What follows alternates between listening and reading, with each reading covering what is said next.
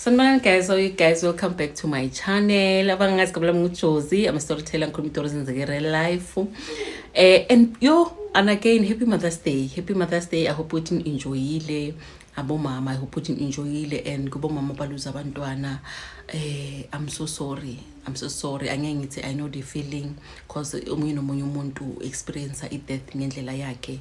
But mudima belwena and like you know what abelwena ku situation obile ngoyona and udlule ube right uphole emoyeni. I know ukuthi you'll never forget umntwana wakho but ukhona uphila uphelele babalengpeng or uphelele hore ukhona ubalungu next time. Sidlulile lapho guys. Esikhathini esimanje siphila thina kudala masikhula ne besa ukuthi sibasa istofu sonke sihlala estofini. Like that leso sikhathi leso bekuyi family time yethu sohlala estofeni sokhuluma kube mnandi sonke sisekitchen akubi la ukuthi nabanye baseTV abanye sonke besihlala ekitchen bekuyi family time yethu besikhona ucash up lapho.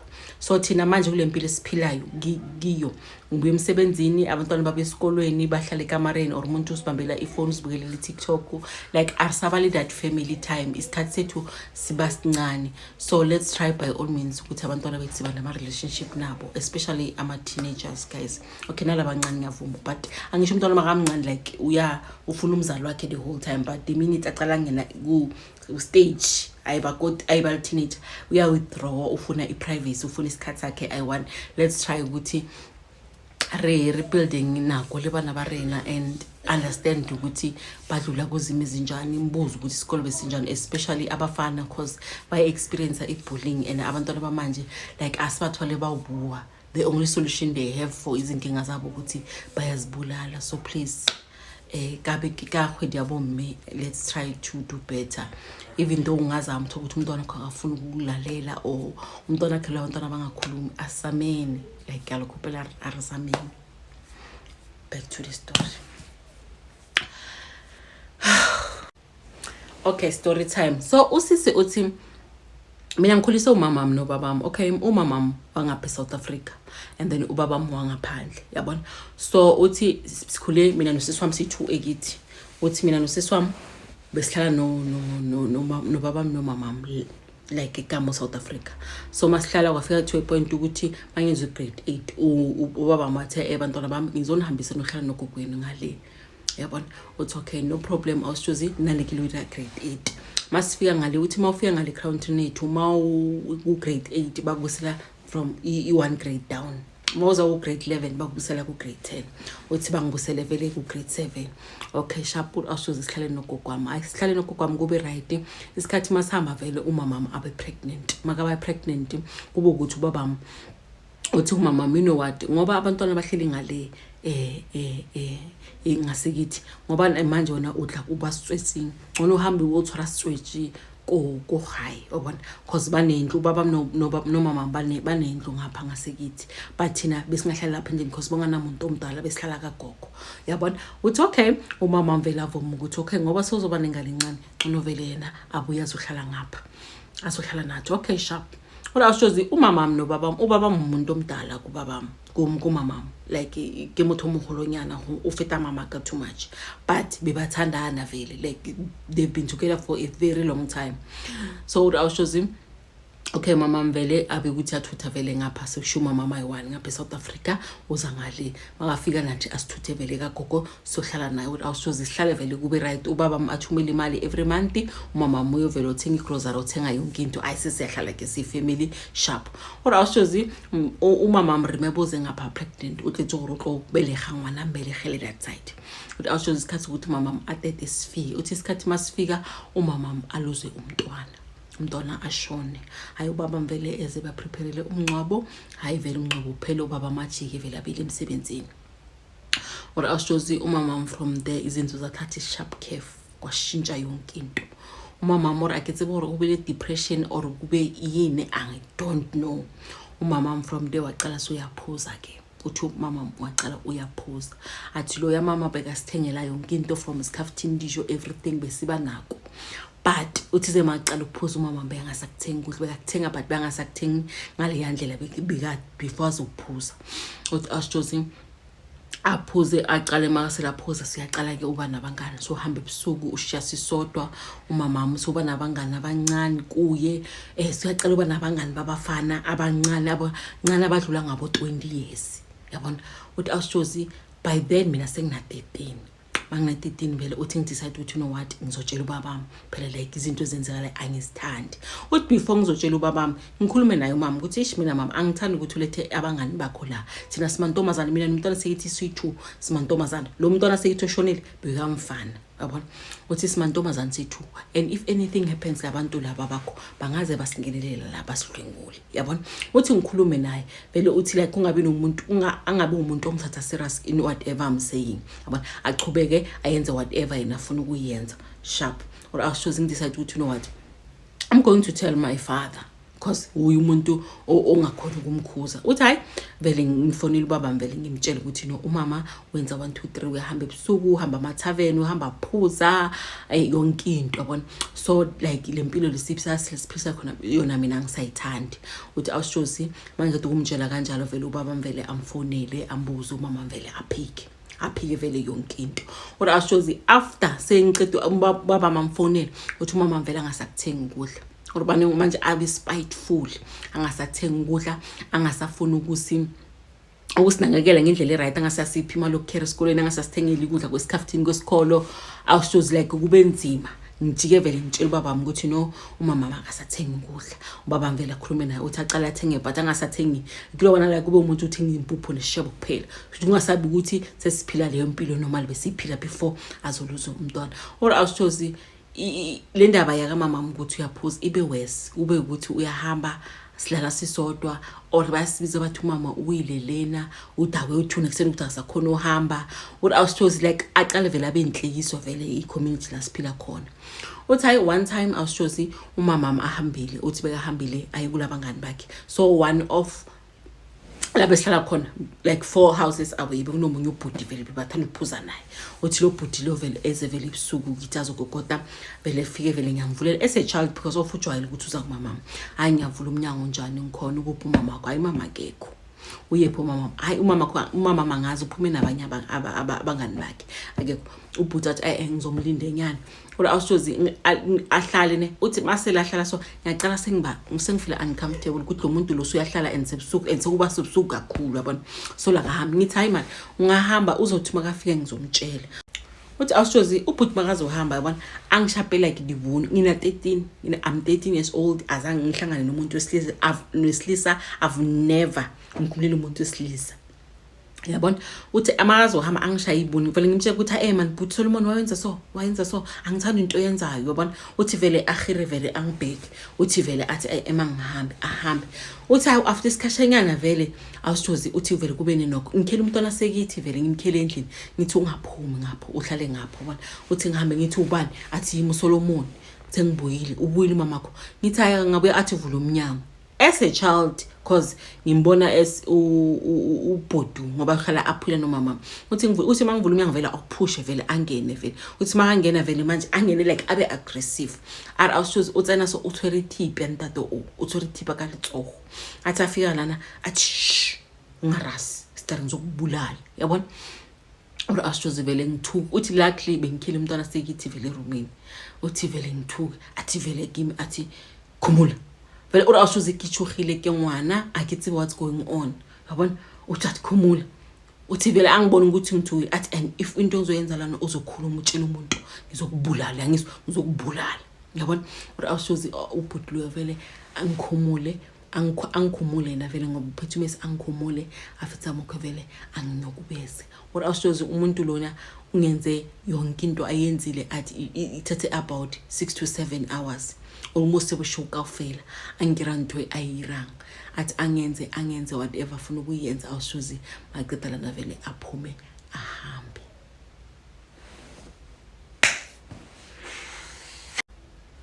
ora awushozi akaqeda vele ubhuti ahambe vele uthi ngilinda umama uthi umama vele abuye makabuya vele immediately makafika umama vele ngasacabanga ukuthi seyengatshela umuntu uzongibulala uthi vele ngivele ngimtshela umama ukuthi ubhuti Solomon ungenzeni or awushozi bengivuvukile athi now ngina 30, I'm 30 years old nginabantwana.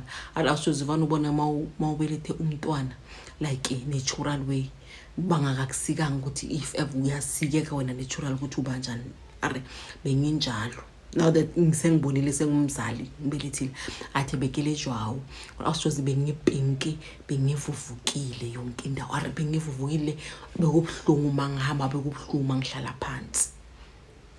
Uthi mama makafika ngivele ngimvulele inyawo ngimkhomba ukuthi ungenzeni uAbutu Solomon. Wabona uthi mama mvele athi unamanga wena kethi unamanga soyalalana uzokhulumela uSolomon unamanga soyalalana soba ukuthi indaba zakho ukuthi uyalalana sisovela ufuna ukukhulumela uSolomon unamanga.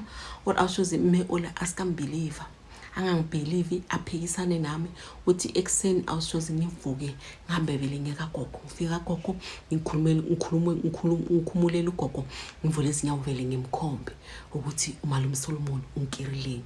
What awushozi vele kokuma ngibona athi phone immediately afonele ubabami athi umntwana usona so uthi uButi Solomon umenze so ngicela ubugijime ubuye.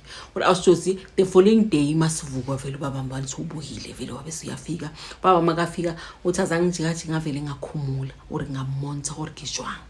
Or awushozi bengilimele even nempumpu uthi bekhona ubona ukuthi lana vele bangidlimazile beke hubethi.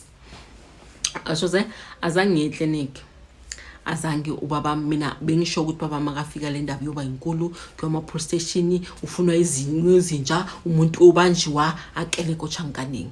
Or awushozi ubaba mangithatha uthi ubaba makafika umama mvele athi unamanga lo unamanga Jeremiah lo mntwana lo uyalalana unamanga bamlalile manje uzokhulumela uSolomon unamanga ngiyatshela ukuthi unamanga.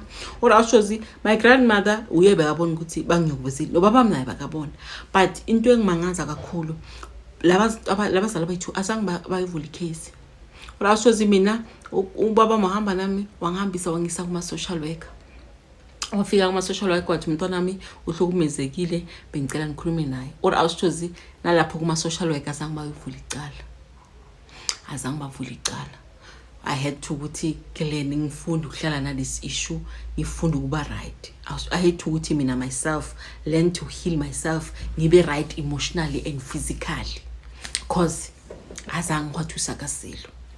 Uthi awushozi ingene isikolo mangithi grade 12 ngicede mangiqeda grade 12 ngidecide ukuthi ngoba thina sinamaphepha vele wangapha uthi ngidecide ukuthi no what I'm going back to Pretoria. I'm going back to South Africa. Yabona I'm going back to South Africa ngiyohlala naba nobaba. Yabona ulashozi mangifika ngapha vele ngayohlala nobaba ngifike ngiyohlala vele ekhaya umama ngike umama vele bangamkhele and stuff kube right. Ulashozi mangithele ngihlele ngapha ngifike vele ngibatshela vele bekibo mama ukuthi mina kwenzekeleni ngale bangenzani usiswenu mntwanweni azange afuna ukungibelieve wangiphikisa yabona. Or awushozi ifamily yibo mama vele babona ukuthi mama umuro vele bambiza ukuthi eze ngapha South Africa. Or awushozi mama kaza ngahutla kami uthi hayi ngihlale ke kufamily kamama ubaba mngifisa isikhathi ukuthi vele uthatha ibhenjeli sogugile uyaphindela ubuyela kumfazi wakhe thina vele sala ngapha. Or awushozi by God's grace ngithola indoda ngishade ngize ngibe nabantwana uthi I'm still living with my sister namanje emzini wami. Uthi hayi awushozi isikhathi masele sihamba vele uthi awushozi it's been 8 years since sigcinile ukuyangale ngasangisabile because of the trauma I had that side, so I'm not willing to go back. Number 1 uthi number 2 lo bhuti wena zangavulela uqala even namanje usazihambela estradini esingathi nothing happened between mina naye. Number 3 awushozi ifamily yebo mama bayamfuna mama ukuthi abuyi akafuna ukubuya. Uthi manje inkinga engibhekene nayo awushozi lo muntu lona yangifonela like anganamali angifonela angicela imali I'm working angicela imali awushozi azangenelanga lo mhlolo athe accountability like axolise ukuthi ngiyaxolisa I know ukuthi ukwenzeke ukurong. Yabona uthi one time ngimbuze ukuthi mama uyakhumbula ukuthi kwenzekeni ngempilo yami uyakhumbula manje athi kethi izinto zisozenzeka bayarejiwa abantwana impilo like iyaqhubeka like life goes on ungasolo ubele emuva izinto ezenzeka kudala kudlulile. It's not like it's like you're the first person ukuthi angadlula kulesimo. Or awushozi like ngizwe ngathi banihlaba ka le room mo pelong gore after all these years I'm thinking ukuthi lo muntu lo uzokhona ubona ukuthi into ayenzile ibe wrong ukuthi angangimeli, even now akakhona ubona ukuthi into ayenzile ukuthi angangimeli i wrong. Or awushozi like nyamnyanya umamama, angimthandi nyamnyanya, just nyamtolerate ngoba umamama, but ngimthoyile meula asime right, angimfisele okuhle empilweni, enhle angifisi ukuthi angabuye empilweni yami, but because of Kimtsoli akakena choice. Uthi manje inkinga sengibhekene nayo ke manje awushozi ubaba msekamdala, umama angawekanga lo mkhuba wakho ukuphuza utshwala usaphuza. Uthi manje into engizwiswa obuhlungu ngikho I hate my mother, azangamele wa protecta umuntu wangidlwengula, ngisese fresh ukuthi ngaba ngithathwa ngise possession wangiphikisa. Number 2, manje ubaba uyangifonela every time awungathi weekend ubaba uyangifonela uyakhala. Awushozi umama ushaya ubaba, uyamshaya umuka imali, awushozi uyaphuza uhambalana namanye amadoda, kodwa awushozi ki up and down ko gaye ubaba makayitholi peace nini bathu umshaye ngentsimo waze waculeka. Kodwa awushozi ubaba umuntu omdala kumama, sikamdala vele akasanamandla, but mama ka abuse papaka. And umama is South African, ngale asisi country yasekibo, but the way umama abuse ngakhona ubaba akisarata. Awushozi I feel bad for ubabam, but naye into engidisappointa ngayo ukuthi azange afuna ukuthi amagarabelo angidlengulile ukuthi naye angimele. But now I'm seeking help ukuthi abathu bako TikTok ba paging awushozi gore ketsejwa to help my father, and ngenze njani ukudlula kulesimo saka mamama sokuthi wangiyekela bangidlengulile asamalina cause ngiyamzonda lo ya mama, and angifuna ukumzonda like akibaxoxwa umsadi yakwa aphelanga, but I hate umzali wami akabaza abantwana bami, azange azababone, and abana relationship nabantwana bami. So I feel for myself and I feel for my sister. My younger sister na yamzondo mama. So I'm trying to find ways to fix the situation ka babam, and to fix the situation ka mamam, and to also fix my family. Gore ngayenza kanjani? Should I let everything go? Ngitshwarele batho ba bophelo bo tswele back to normal, or I've got the right ukuthi ke batinegele, especially my mother.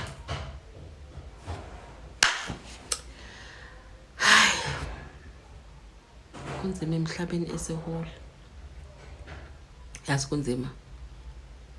Hayi sis, angazi ngicela advice yenu sizothi enze kanjani, but I think the best way ukuthi stay away from your mother. Ngoba now I think ukuthi lo mama lo usesene trauma ukuthi uluze umntwana, akakhona accept waba alcoholic. So now uko paining and ukhosela nani ipain, and into engidina ukugcina ukuthi abone gore u dirile into wrong ukuthi a protect umngane wakhe aphuza na utshwala wona uzobuhlungu. So hi ngicela advice guys, bye.